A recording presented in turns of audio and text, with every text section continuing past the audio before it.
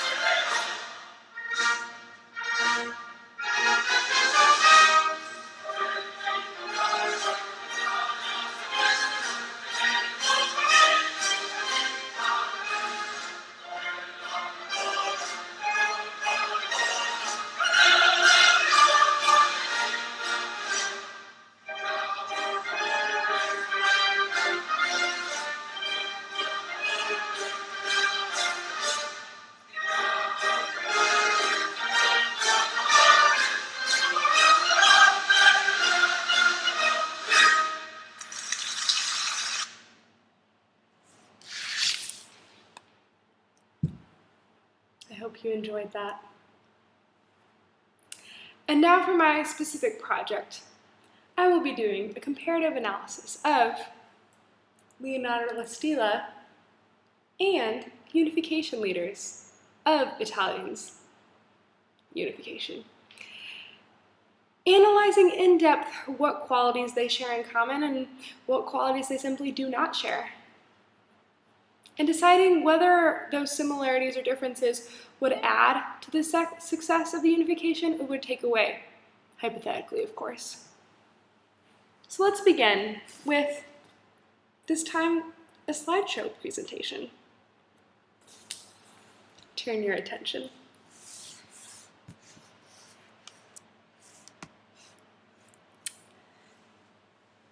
Leonardo da Stilla and the unifications, leaders of Italy.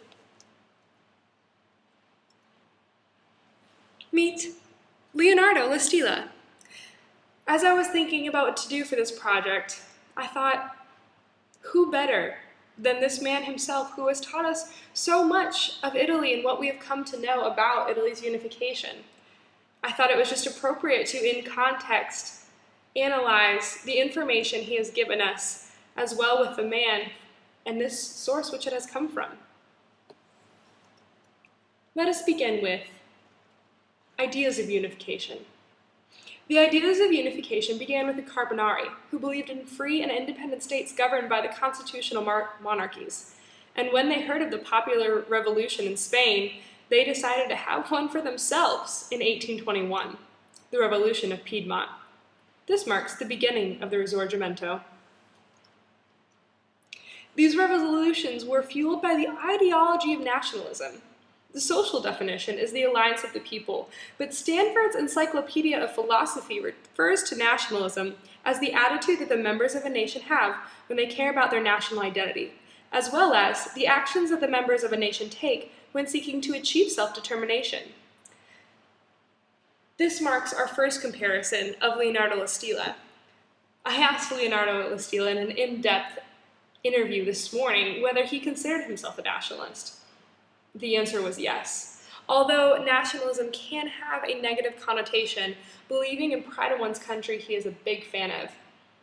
I then proceeded to ask whether nationalism was necessary for the Italian unification. seeing as how unification of Italy came from culture, as they believed they were the hair for the classical world. It was more than a political issue.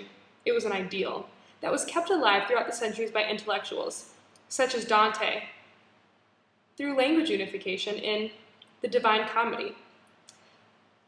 Yet, this alliance of the people, the attitudes of a member of a nation, is quite ironic, seeing as how the unification was done without the consent of the people. Political decisions were decided around a table where only a select few were allowed to participate. The elite kept the political opportunity and saw it as a marked opportunity in which they would act, which brings us to our first unification leader, Cavour. Cavour was an elite intellectual. He had the project in mind since 1846, the project being the Italian unification, of course. He was a pragmatic nationalist and believed that unification could only be achieved through nationalism. The founder of the original Italian Liberal Party, as well as the one responsible for academic reforms and the political newspaper titled the Risorgimento. As the Prime Minister of the Kingdom of Piedmont-Sardinia, he showed his political prowess through certain events such as the Crimean War, the Paris Peace Conference, and Garibaldi's campaign.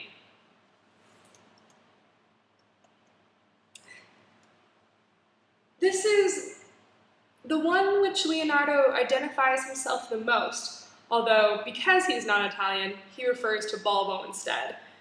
But I think because of this, he aligns himself because of the diplomacy and the opportunistic politics that Cavour involved himself in. First, the Crimean War, in which he involved himself specifically for the purpose of getting a seat at the Paris Peace Conference, which allowed Italy to become a member of international politics, as well as handling the Garibaldi issue. When Garibaldi conquered, starting in Sicily and moving his way north, he met Garibaldi, well, the kingdom represented, in Naples to hand over so that it could continue to be a unified kingdom under Victor Emmanuel II and Cavour as the Prime Minister. We're all big fans of Cavour, as you see. Next we have Mazzini. The comparison of Mazzini, Gioberti, and Balbo represents different ways to achieve Italian unification. It was a symbolic of the division in Italy. Mazzini was a socialist, radical, and nationalist. He spent most of his life in exile because of political ideas. He started, himself, the Carbonari, secret student organizations to arouse consciousness. He also started Young Italy and Young Europe to promote popular revolution. He started Young Europe when he was in exile in London, and he thought the outcome would be something similar to the European Union. He thought that the Italian could be united under God and the people, and he wanted to go on to unite the rest of the oppressed people in Europe, creating a third Rome and restoring to former glory. How does this compare to Leonardo da Stele, you ask? Well, Leonardo was also a nationalist. However, a socialist and a radical, he was not. Leonardo believes he is a moderate. The Carbonari is quite similar to the Humanities 212 and 313 class, as the Carbonari were a secret student organization to arouse consciousness, and Humanities is a student organization secretive of the labor-intensive qualities to arouse consciousness about the humanities of the world. Both Mazzini and Leonardo attacked the Congress of Vienna for essentially doing nothing, and Leonardo aligns with Mazzini in the fact that, and I quote, "Intellectuals and artisans, men and women, all responded to him," by James Chasteen, a man of the Ohio University doing an analysis of Mazzini. Next we have Gioberti. Gioberti himself was an elite intellectual, as well as a neo-Guelph. Guelph, who supported the Pope, believed in unification through the church and monarchy. To quote Chasteen again, the Neo-Guelph program called for reforms and a federation of existing Italian states with the Pope as president. He regarded this as more realistic than Mazzini's revolutionary Republican program. Under this arrangement, the papacy would be able to find a means for adapting itself to modern culture and civil religion. Upon Gioberti's return to Italy, he was enthusiastic about the reforms that the new pontiff, Pius IX, launched in 1846, with a growing desire of Italians for constitutional freedoms. But Pius IX suddenly rejected the new Guelph program in April 1848. Thereafter, Gioberti abandoned federalism in favor of a unitary program for Italy.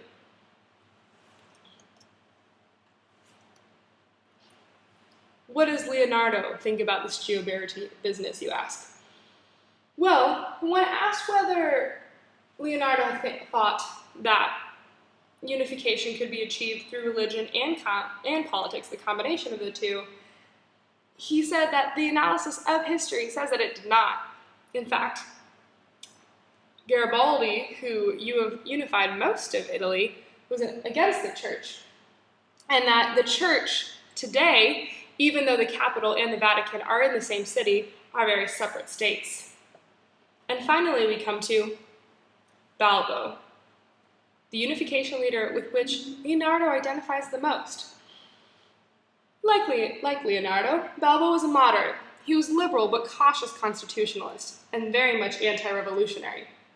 He achieved his success through diplomacy over violence.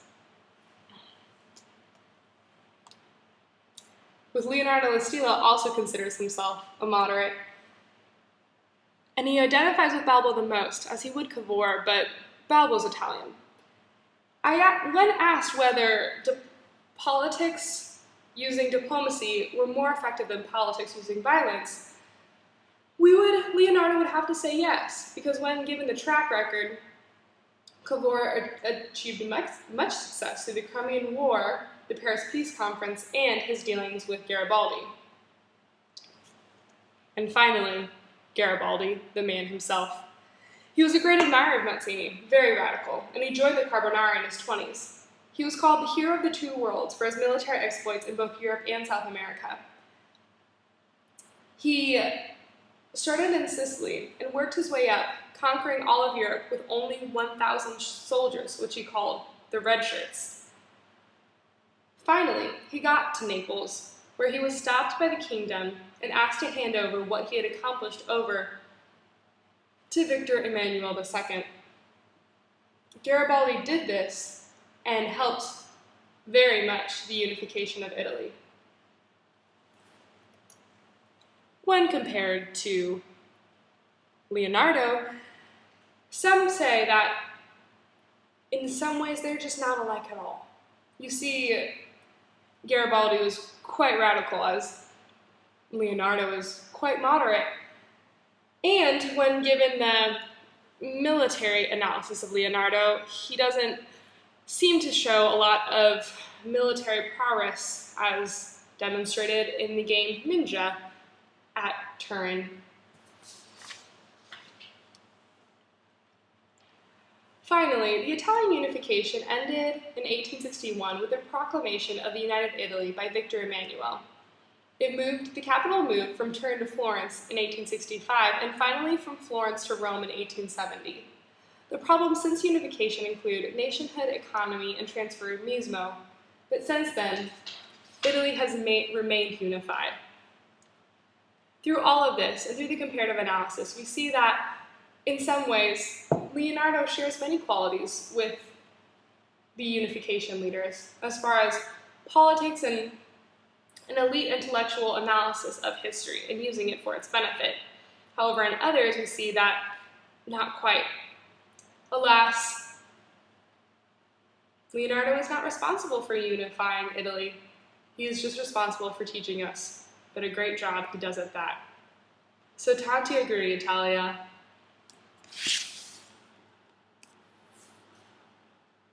Have a great week.